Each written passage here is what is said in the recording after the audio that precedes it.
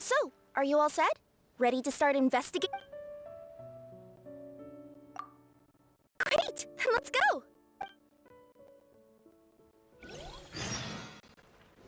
I've delivered packages all over, but I've never seen a mysterious fairy tale world like this before. Looks like nobody has gotten around to repairing this house yet. Ugh, even I wouldn't dare to sleep in there. It might suddenly collapse in on you.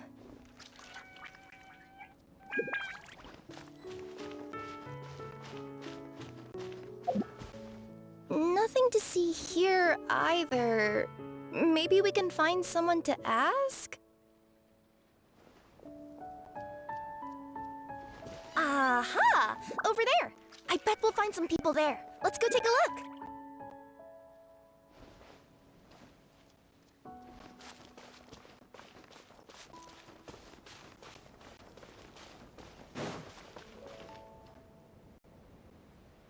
Uh-huh.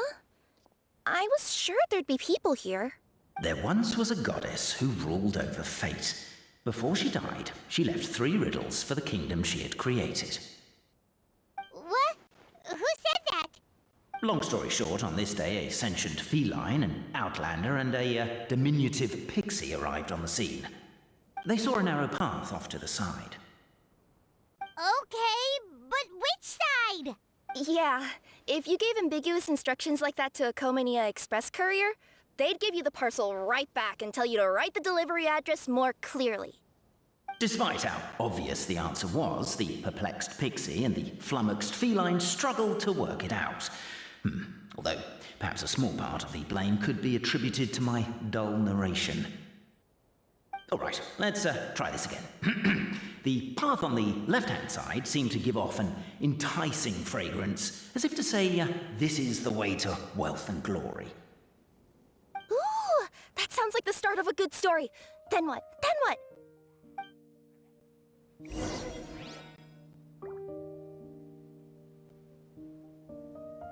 At the end of the path, the motley crew would soon spot a secret stone room. A prophecy had once foretold of a marquis who shall one day venture inside, and thus it is named the Future Marquis's Abode to Be. You like it? The Future Marquis's Abode to Be? Got a nice ring to it, doesn't it? That was a little bit boastful. But before you continue, I must warn you of the danger that lies ahead. For example, under no circumstances should you sit on the chair in the center. Otherwise, the consequences could be a bit embarrassing.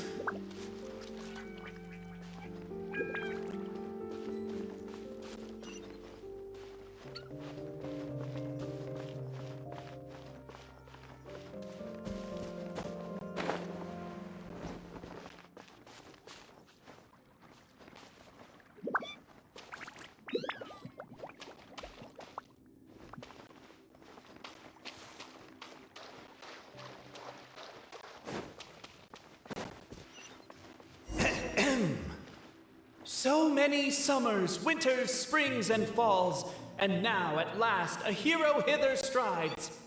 This realm knows not what lies beyond its walls. Its secrets mystify the world outside. Wait, new voices. Who are they?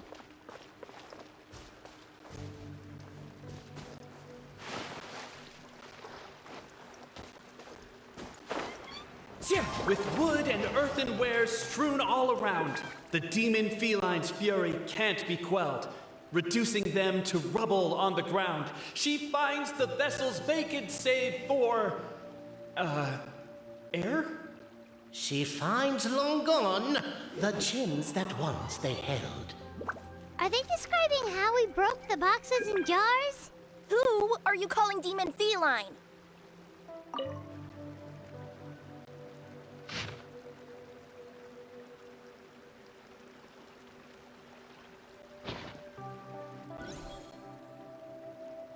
Captivated by the epic poetry and enthralled by the outstanding storytelling, the Outlanders knew what their next objective was. Namely, to remove the clockwork key from the raised platform up ahead. Cabe, I just realized you said we all had to speak like bards, but every time you open up your mouth, I don't hear any rhymes. Yeah, I noticed that too. It's one standard for us and another for you. That's not fair, Cape.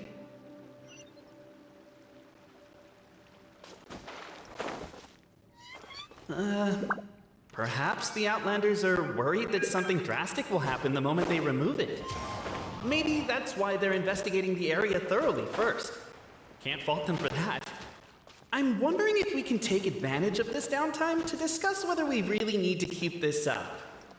Oh, if you guys don't want to put on a voice and speak in verse, be my guest. Just don't... Stop the poem. We have a situation. Something's up with this person. Traveler? Are you all right?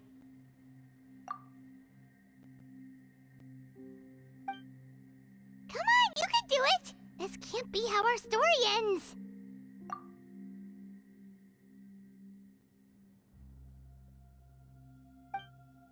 Can I give you a hand or a tail, even?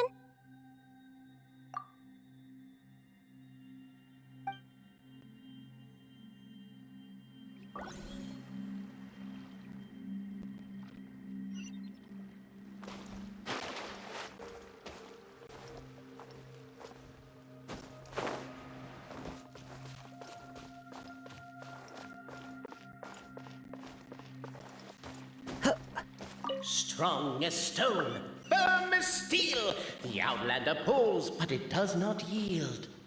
This has happened many times before, but this time is different. A thought enters the Outlander's mind. Attack! Attack! First weaken the structure, then seize the treasure!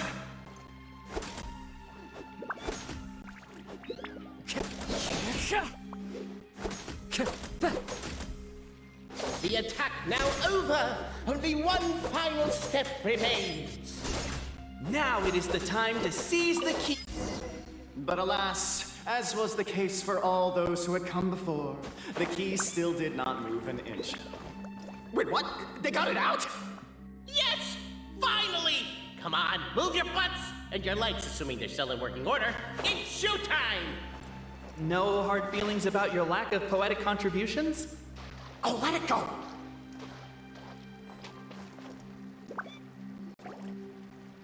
Ah! Welcome, esteemed and noble Outlander. Allow us to introduce ourselves. We represent the 3 great clans of this realm, having been selected as its authorized historical supervisors. Our purpose being to await the arrival of one such as yourselves who shall remove the clockwork key. My name is... You're Cape, he's Albizzi, and that's Bobarano, right? You've done so much talking that we can already tell you apart by your voices. Aren't we missing someone, though? The guy who led us here to begin with? Who? And thus was born the long-awaited fellowship, destined to uncover the truth of the past. Allow me to quote, if I may, in the history of Constellation Metropole, a new page has begun. Him. Well, there's no fourth person, so which of you is the ventriloquist? Come on, out with it. We've never heard that voice before, but he sounds like he'd be good at reading bedtime stories to children. Well, whoever it is, I don't know and I don't care. Forget about him. We have far more important things to focus on, like where our journey goes from here. That key you hold is the pivot point about which the past and present of the Metropole revolve. However, between our 3 clans, there is some dispute over the historical record. Each clan has its own version of history, detailing the clan's origins and the tale of the Dragon of Old. And unfortunately, we don't know which one is the truth. Dragon? You mean the one that's been acting up recently? Oh, no, not that one, you adorable little pixie. When I say Dragon of Old... He means a dragon that would be really, really old if it was still with us today, but it was defeated in ancient times. The new one has nothing to do with our clan history. Was that supposed to be a joke? Anyway, so you've been waiting for someone to remove the key so you can finally explore the truth of the past? Not just explore it, but argue incessantly about it. Honestly, I don't care that much. Cape's the one who's always bothering us about it. What we need to figure out is who resolved the dragon crisis. We have to know that before we can decide which is the supreme clan. The moment you removed the key from where it was lodged, you became the honorary Marquis. We humbly beseech you, noble Outlander. Noble Traveler Marquis, we ask you to help us. You and your talking Puss in Boots and the pale floating pixie. Puss in Boots? Are you serious? It's better than demon feline, but still. Embrace it, my friend, embrace it. Most cats don't wear boots or speak, do they? I'm not even a cat, I'm a Nekomata.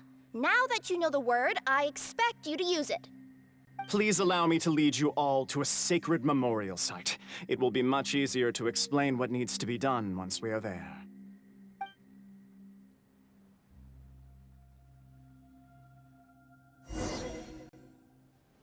This place is sacred to my clan. It's where our brave forefathers once took up arms against the dragon of old. After a bitter battle that dragged on for many days and nights, finally, our forefathers fought the dragon into submission, and it fled. They took turns, though. Some forefathers worked the day shift, while others worked the night shift.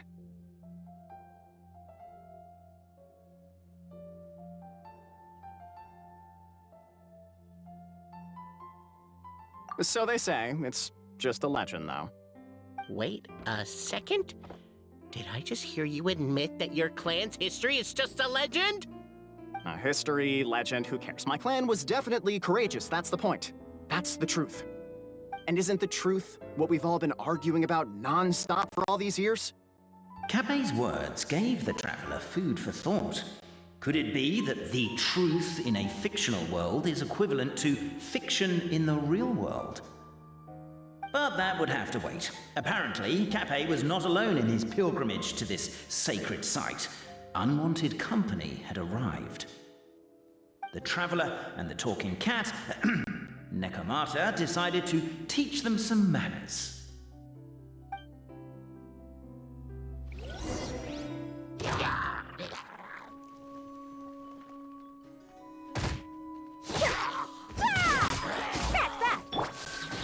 Let's dance. Can't see.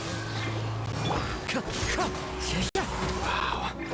A true display of heroism and valor. It was as if the spirits of my ancestors were fighting through you. Here's a thought. Could be wrong, but maybe the Traveler Marquis is a lot more powerful than your ancestors. Technically, by saying that, aren't you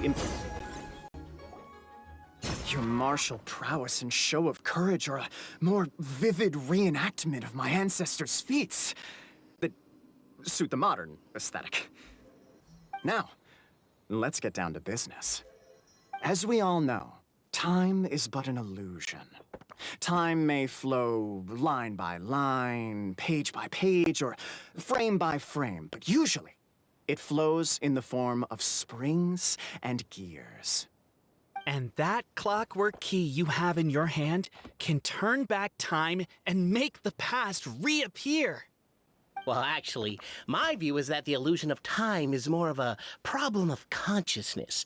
Gears power the body, while the body is the vessel of the conscious mind. But the mind cannot understand the dimension of time, so we experience instead an endless continuum of moments as the pinion of now turns along the rack of ages. I'm getting flashbacks to when I was delivering packages to the Sumeru Academia. A teacher once asked Albizzi what his greatest fear was, and he replied, dragons. Boberano was asked the same question. He replied, time, and repeated the argument we just heard. The teacher then turned to Cape and posed the same question. He replied, Boberano. The manuscript that tells the truth of the historical record, the blueprint to all of creation, the work of the great mage themselves. It can be found at the beginning of the Girak, and on the very first page of the book. Paimon didn't follow all that, but basically, you're just saying that we need to put the key in and turn it all the way back? Exactly. It is said that in the beginning, the goddess of creation took the goddess of fate's manuscript as a blueprint, placed it under the goddess of prophecy's starry realm, and generated the world from a few magic arrays. So in a few moments, when the great clockwork key turns the local time here back to the very beginning, we will restore the magic arrays back to their original configurations.